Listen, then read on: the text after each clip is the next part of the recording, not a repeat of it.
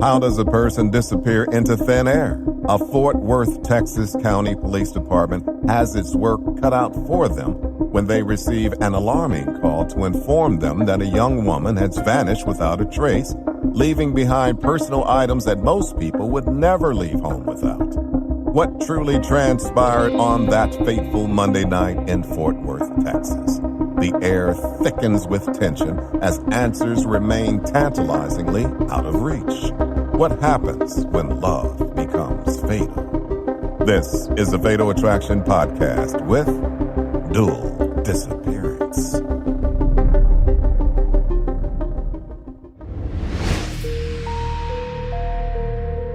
October 10th, 2016. It's Monday night in Fort Worth, Texas, a fast-growing city of close to 1 million. It plays second fiddle to Dallas, but Fort Worth is definitely a big, bustling city in its own right. You're gonna see the 10-gallon hats. You're gonna see the cowboy boots. It's more of a Wild West. And while cattle drives and gunslingers may be a thing of the past, the city still has its share of crime. We need police, fire, or ambulance. Police. It's a little before 11 p.m. when Rebecca Jones places a worried call to Tarrant County 911. She says that Tiffany Johnson, her boyfriend's sister, is missing. Like, she was downstairs, and it's been an hour. She said that she was just going downstairs and that she should be right back up. Rebecca tells the dispatcher that Tiffany's brother had gone down earlier to search for her. I had noticed that Tiffany's car keys were sitting on top of the car on the driver's side. And they find her phone in the grass. Oh, man. She would never leave her phone laying on the ground. You better call the cops. This prompts them to definitely make a call because something strange has happened. Do you think there's a possibility she might have gone for a drive or something? No, her keys were on top of her car. She knows that she's not gonna leave with her keys on the car. And it seems like something must have happened so quickly that she didn't have time to take these items with her. You are sure she's not outside? Yes, we checked everywhere. All of a sudden, Tiffany was there, and the next moment she was gone. Nothing is adding up.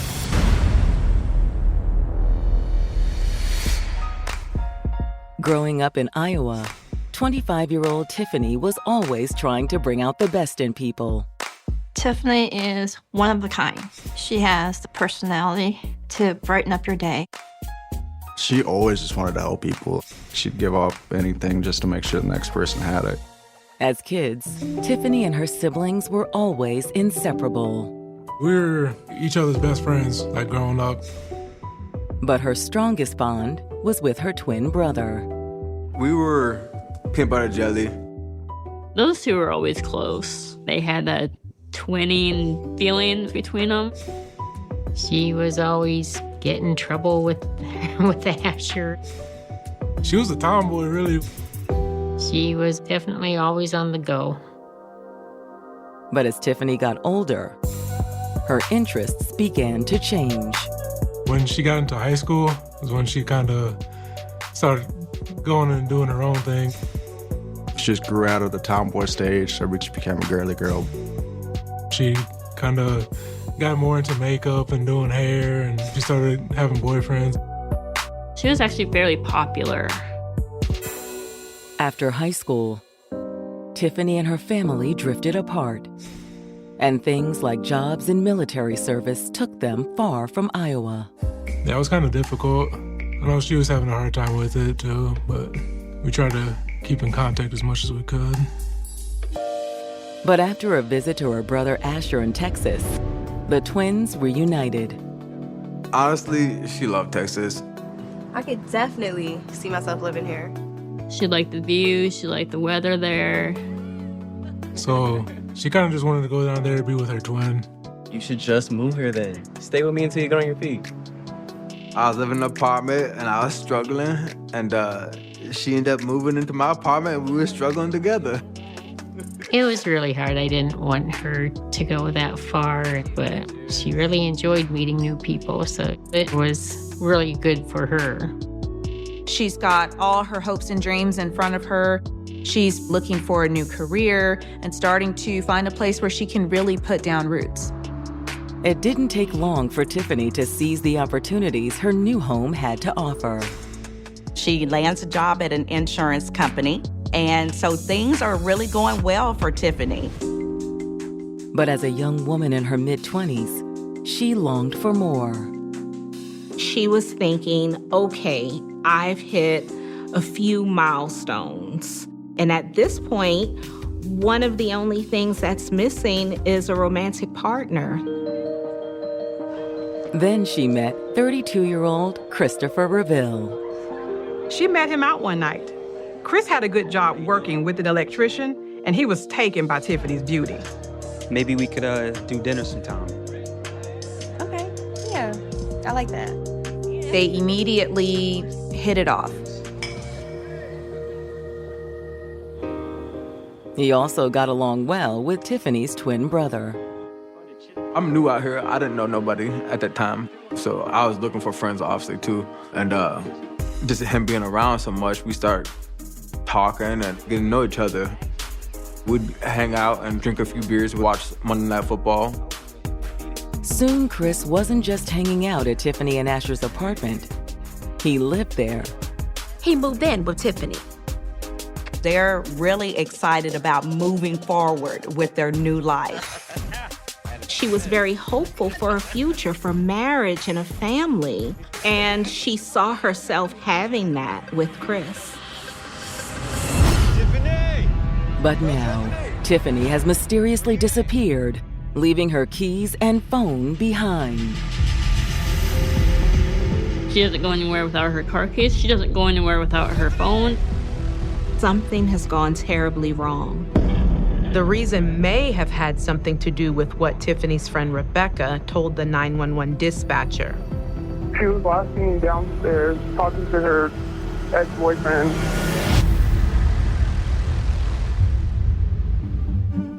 We are on the verge of finding out what happened that Monday night. Stay tuned for more of the Fatal Attraction Podcast.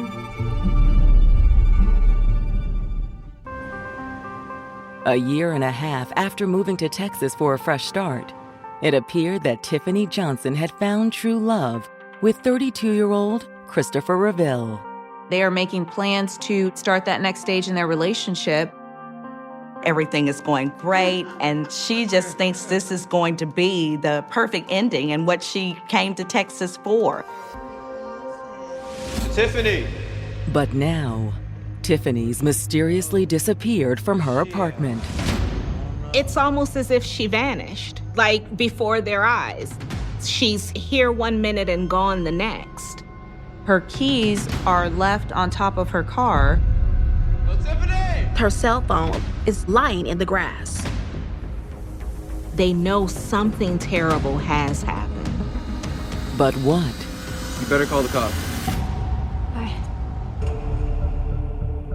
When Tiffany's brother's girlfriend, Rebecca, contacts 911, she says Tiffany had been talking with her ex-boyfriend, Christopher Reville, shortly before she disappeared.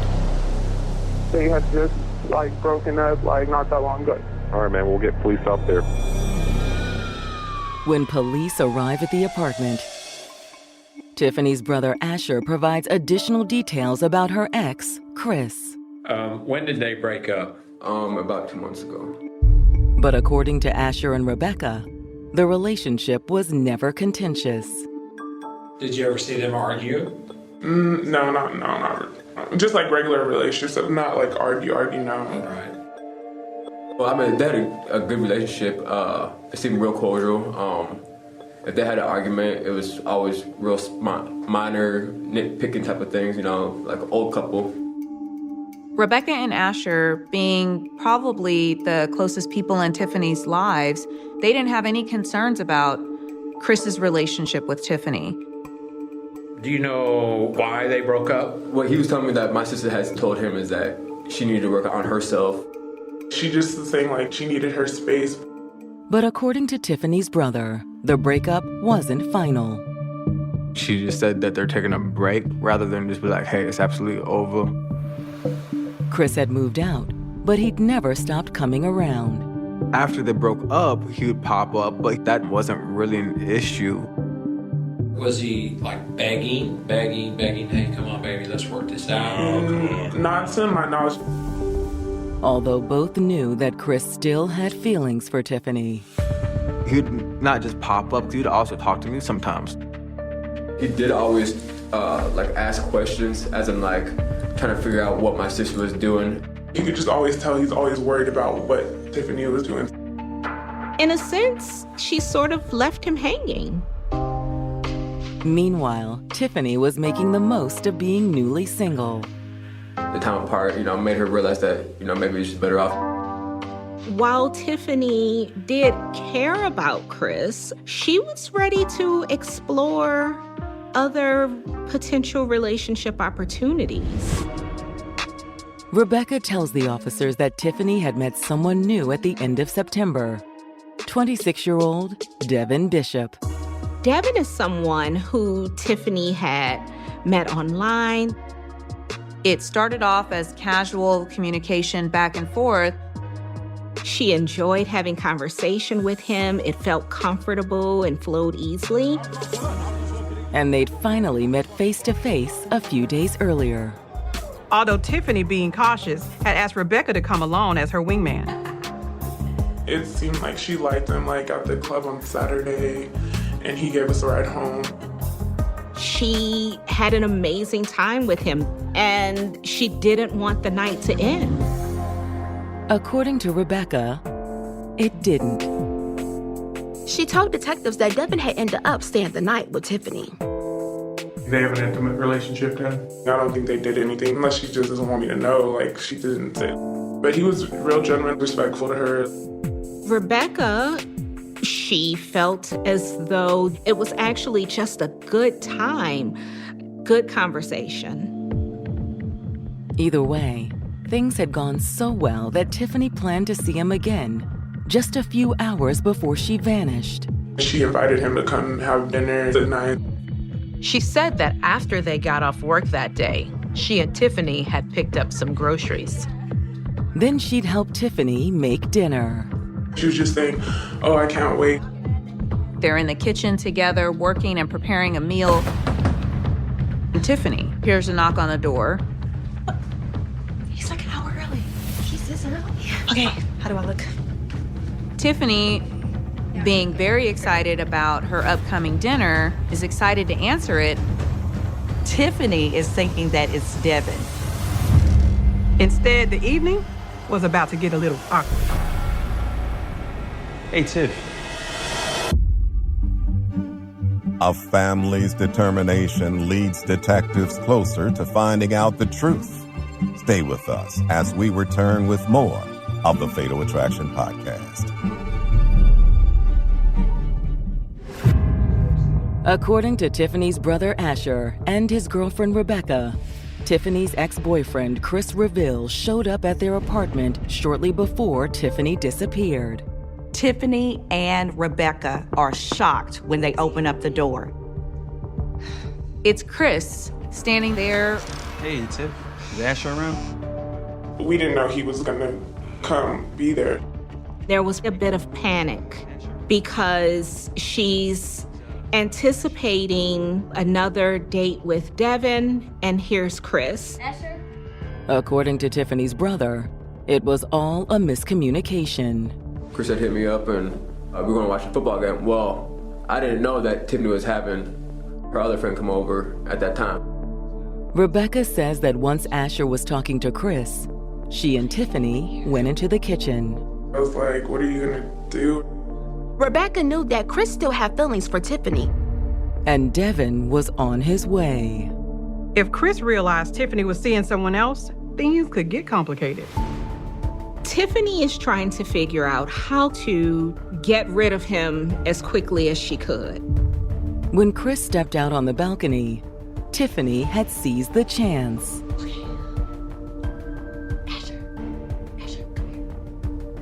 That's when she had notified me, hey, Chris needs to go. Like, it's gonna be awkward if they're both here. From Asher's perspective, this put him in a very difficult position. Well, what do you want me to say? I don't know. Just figure it out. Do you have the rest of this? Then, according to Rebecca, Tiffany had headed out the door to try to catch Devin before he arrived. She was like, no, I'm gonna tell him we need to go to Walmart or something. Just tell him. That allows Rebecca and Asher to try to manage Chris and get rid of him. She was trying to avoid any type of conflict. So Tiffany runs downstairs to try to get in her car in order to intercept Devin. That's when the plan had gone awry. Since their building was pretty far away from the entrance of the apartment complex, she decided to drive there. Chris and her brother were watching from the balcony as Tiffany got into her car. Hey, where's she going? That's when we had both seen her get into her car, back it up, and then pull it back in. Tiffany texts her brother that her brakes failed. I did see a puddle of brake oil down there. Rebecca and Asher are aware that Tiffany has been having a back and forth with her mechanic regarding these brakes. She had ended up calling one of her other friends, mechanic or something, and the mechanic had come over and fixed the car. She had just gotten her brakes fixed a couple of days ago, and now they're still not working. Asher says that after Tiffany's brakes failed, Chris had gone down to check things out. Looks like your brake line is leaking. Yeah, that's exactly what I was afraid of. Yeah, you want me to fix it? According to her brother, Tiffany tried to wave Chris off. I could see my sister using it and just go type of hand movement type of thing. Actually, I texted the mechanic already, and I need to go meet him out front. She's got to hustle to try to get in front of Devin to intercept him before he reaches the apartment. But she was too late. According to Asher, Devin had seen Chris and Tiffany talking by the car downstairs. He had tried to introduce himself when he got dropped off. Well, my sister had said, no, just go over there. So Devin, already knowing where the apartment was from the last night they were out, walks up. Asher says he let Devin in. He sat down on the couch. I was sitting in a chair for about 20 minutes. He's got to keep another man entertained while his sister deals with the old man. What's even more odd is that Chris returns to the apartment without Tiffany.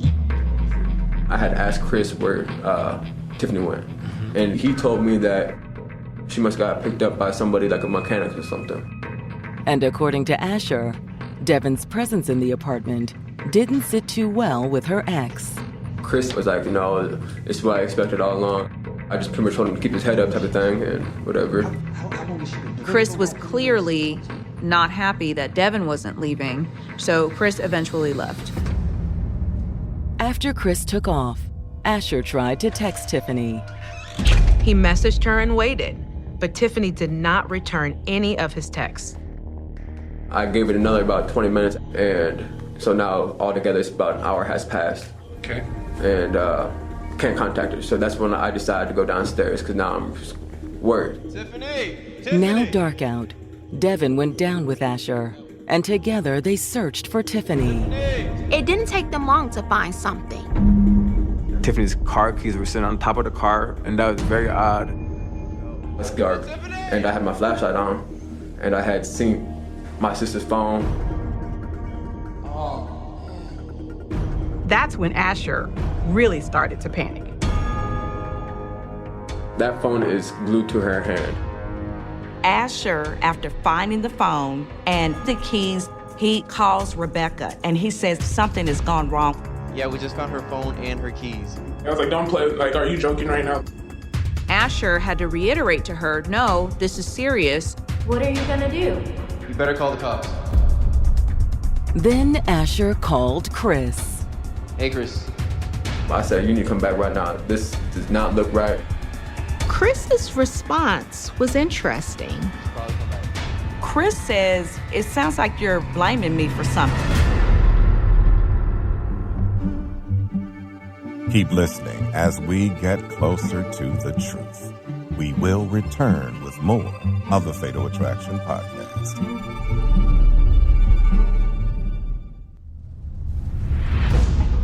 Tiffany Johnson's brother Asher says that once he realized Tiffany had disappeared, he'd called her ex, Christopher Reville. I kind of insinuated that he needed to show up right now because it's not looking good on his part. Because Chris was the last person that she was seen with. Asher wanted some answers. Are you coming? Okay. All right, bro. All right. Chris ultimately tells Asher that he'll be there as soon as he can. While waiting for Chris to arrive, Asher tells officers that Tiffany's would-be date, Devin, is still at the apartment. The police question Devin, who confirms everything Asher and Rebecca had said. A friend had dropped him off at the front gate of the apartment complex, and when he walked in, he had seen Tiffany talking to Chris. I was going to introduce myself. I stuck my hand out to shake his hand, and she stopped me. She was like, "Nah, not this guy. Just go upstairs." He also confirms that Tiffany had texted him about going to Walmart. But I come to find out that the whole Walmart deal was just to get him to leave. Mostly, while talking to the police, Devin just seemed confused. So shit crazy. Like, yeah. She just all of a sudden disappeared when I showed up. When Chris arrives at the apartment, he seemed more than willing to talk to the police. So I actually came back to try to help and try to figure out what was going on. When asked about the breakup, Chris tells the same story that Rebecca and Asher told. He confirms that he and Tiffany just needed to take some space. We're still friends, there's no problem. He goes on to tell police that he'd come over, expecting to hang out with Asher. And then he found that Tiffany was having some brake issues. And all he wanted to do was try to help her fix her car problems. But Tiffany shut him down. He's like, yeah, I'm calling the guy. He's supposed to come over here and take a look at it because I already paid him. He said that he felt like she didn't need him anymore, and that's why he went upstairs. And when Asher asked him where Tiffany was, he said she was with the mechanic because he thought that was the plan. I thought she was gonna be with the guy that was supposed to be fixing her brakes. That's what he said she had taken her. Chris's story, it adds up in many ways. Still, Chris was the last person who'd been seen with Tiffany. So just to be sure, officers asked Chris if they can search his vehicle. Chris was happy to oblige. They searched the front seat, the back seat, and there just appears to be a cooler and just some other junk in the car. We found no blood. We found none of her hair. We didn't find evidence of the violence that one would expect to incapacitate a person. And when officers look at Tiffany's phone, they find further confirmation of Chris's story. They find the text to a man named Lewis. The text said, "My brakes are leaking again." That's her mechanic friend. Police also see Lewis's response. He'd said he could come right over if it's an emergency. So at this point in time, Tiffany's text messages corroborates the story that Tiffany could have left with the mechanic. If you hear from her or she comes back, give us a call. Of course. We'll go ahead and get this filed at the station and we'll be in touch, okay, guys? All right. Thank you. When the case is handed over to detectives, they immediately follow up with the mechanic who Tiffany had been texting with just prior to her disappearance. Hi, this is Detective Heisey with the Fort Worth Police Department. This phone number appeared on Tiffany Johnson's phone records. Is this a good time for me to ask you a couple of questions? Yeah, go ahead. Lewis confirms that he had worked on Tiffany's car 2 days before she disappeared. Okay, so a day or two before. Right. He also confirms he had heard from Tiffany again around 9 o'clock that evening. She had texted me and said, hey, my brakes are leaking again. Lewis had previously told Tiffany that there was a possibility that her brakes would leak because of an aftermarket product he received from the auto parts store. So he wasn't surprised. I sent her a screenshot of the right part. And it was like, if she gets the part, I will gladly switch it for her. She said Tiffany never responded to the texts. He never leaves his house. Were you texting with Tiffany that night about the oil line? Me and my wife was in my living room. Oh, so your wife was with you? Yeah, my wife was with me.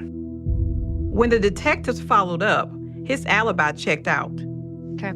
His wife confirms that Lewis didn't leave the house. Which meant that the detectives were back at square one.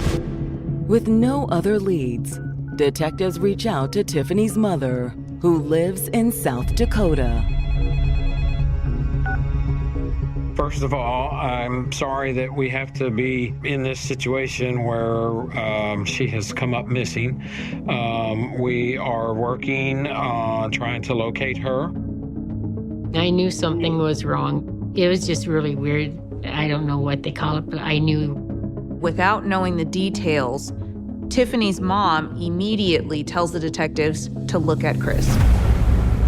My first thought went to him. You just didn't get a good vibe from him. Not a very good vibe, no. She didn't feel good about the relationship. He was always jealous of her, very possessive. I hated it. But, she believed that she could take care of herself.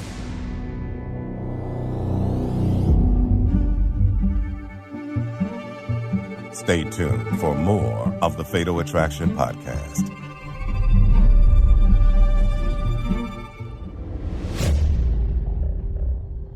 Tiffany Johnson's mother has just told detectives that the real reason her daughter broke up with Christopher Reville is because he was overly jealous and controlling. She had told me there were good times. There's a lot of bad times also. Tiffany told her mom Chris couldn't handle it whenever another man looked even in her general direction.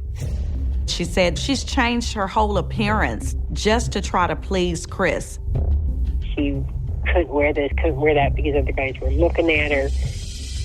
Based on the information provided by Tiffany's mom, detectives want to look at Chris a little further. If he was as jealous and controlling as her mom said, maybe the realization of Tiffany seeing someone else pushed him to violence. Well, thank you so much for your time. We'll be in touch. That afternoon, detectives head to Chris's mother's house with a search warrant. Chris had been living with his mom since the breakup.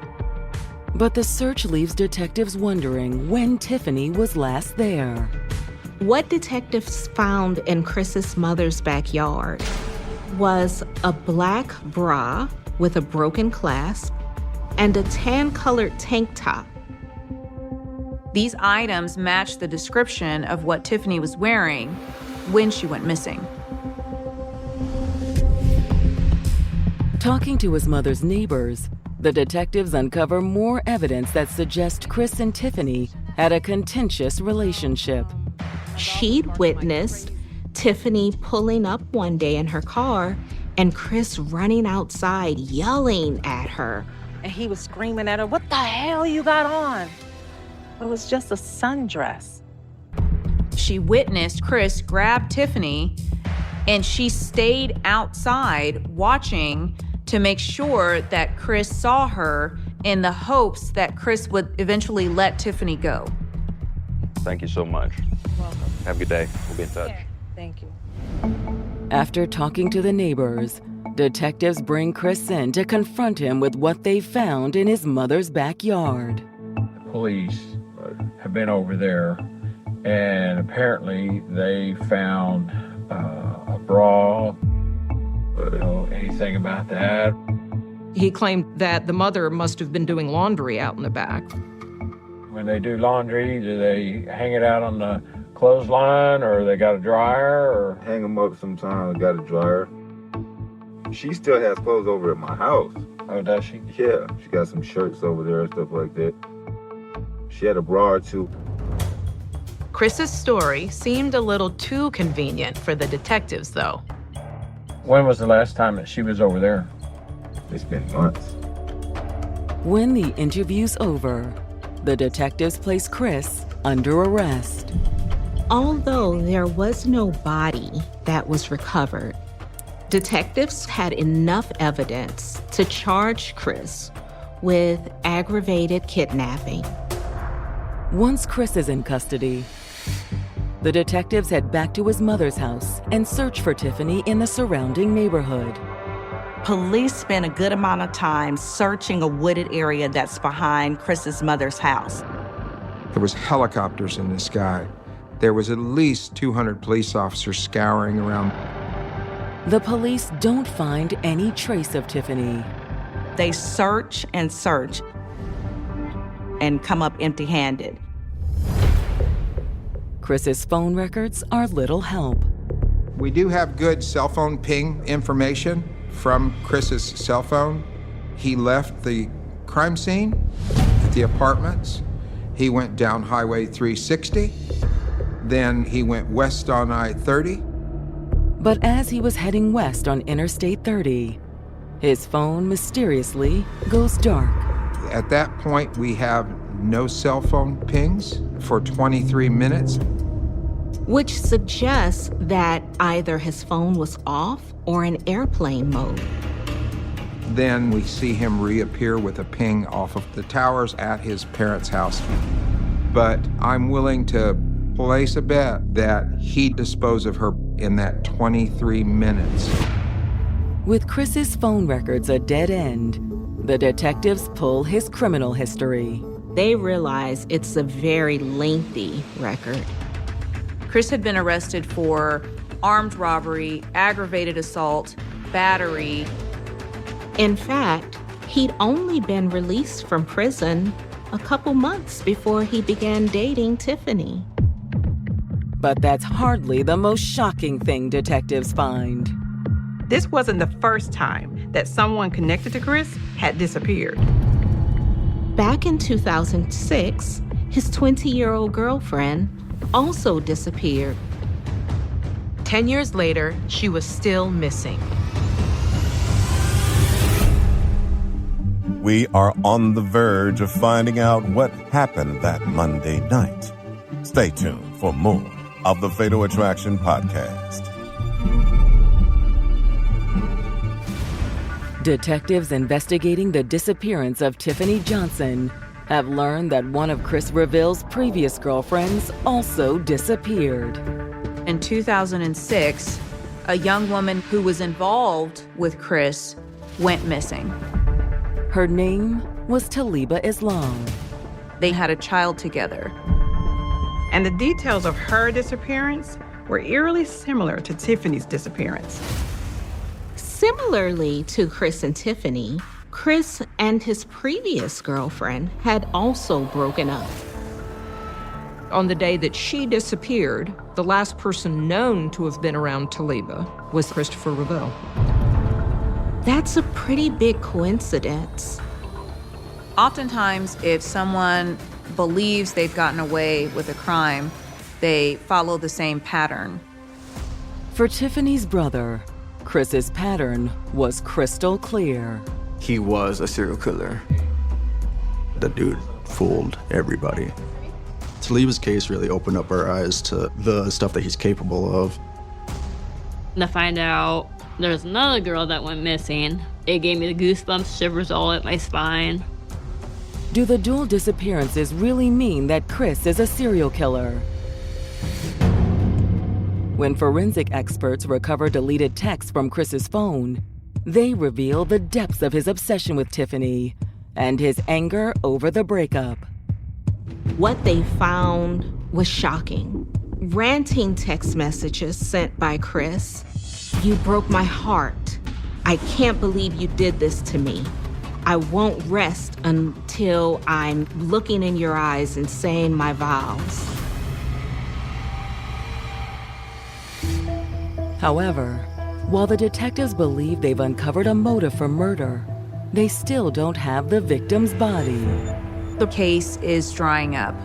They're not finding any new evidence that points to where Tiffany is.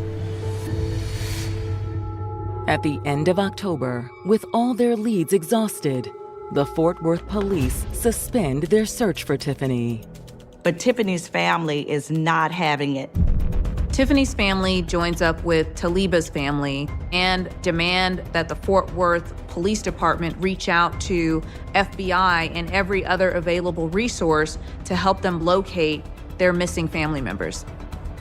If it's your child, you're going to hold off as long as you can until your child is found. However, just because the authorities have abandoned their search for Tiffany, they haven't given up on holding Chris accountable for her disappearance. The police move forward with the charges of aggravated kidnapping. The prosecutors were not going to be able to have as strong of an argument that Tiffany was murdered because there was no body. And an aggravated kidnapping conviction could lead to significant jail time. The sentence for aggravated kidnapping is life in prison. When Chris goes on trial in August of 2019, the prosecution contends that when Chris followed Tiffany down to the parking lot, an angry confrontation ensued. Who was that?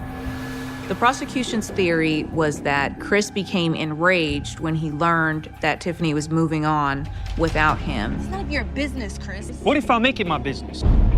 The prosecutors believe that once Devin went upstairs, Chris had grabbed Tiffany and forced her into his car. The crux of the offense was his restraining her and moving her from the apartment complex.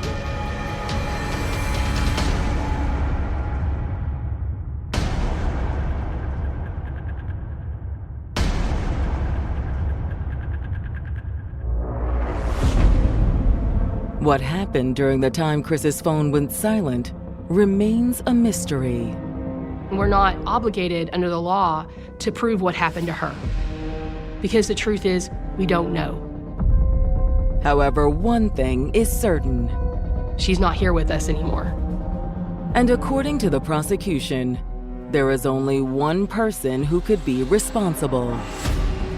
The evidence against Chris was substantial.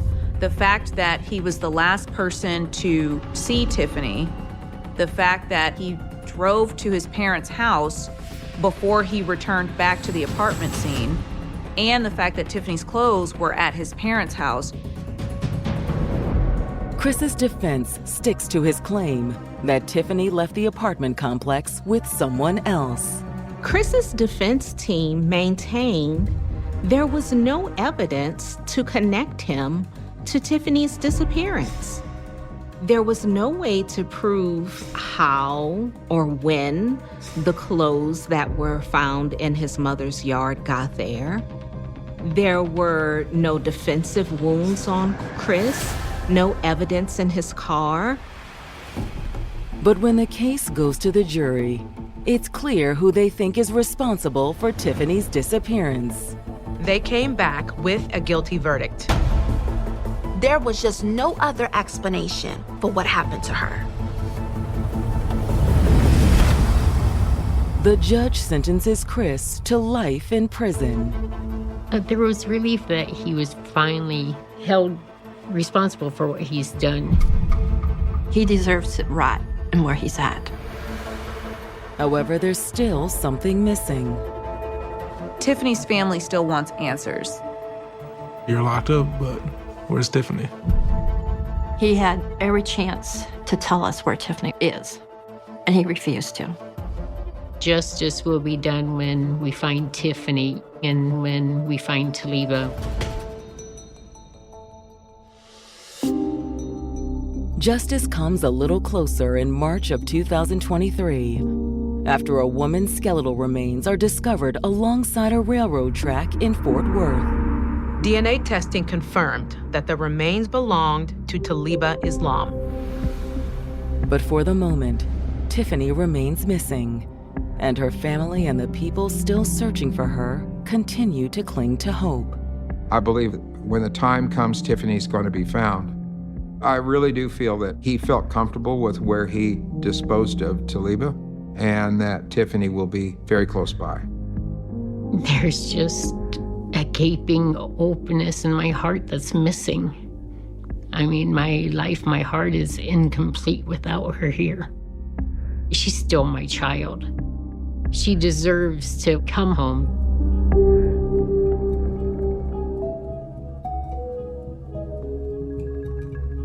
Navigating the emotions that come after a breakup is essential, and it's important to avoid projecting our pain onto others.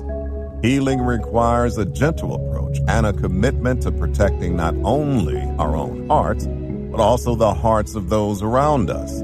The thought of never hearing from a loved one again can be devastating, and no family should have to endure that pain. Tiffany Johnson, a bright spirit cherished by everyone who has the privilege of knowing her, is deeply missed.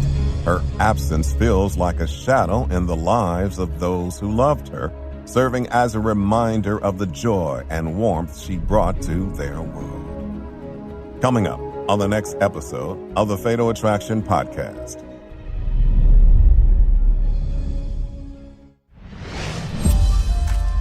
She would do anything for her kids. She was very proud to be a mother. She was so committed. And with a new man by her side, there was nothing that could stop her. Things were on the up and up. The couple wanted to take it to the next level. It was just really a beautiful thing to watch.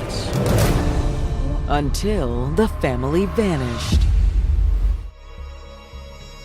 A family in Detroit, Michigan has mysteriously vanished, leaving their entire community in shock. A dedicated 27-year-old mother, her husband, and children have disappeared without a trace, and calls go unanswered. The community remains hopeful and supportive, but anxiety is increasing as the family continues to be unaccounted for. Tune in to the next episode of the Fatal Attraction Podcast. We will see you in the next episode.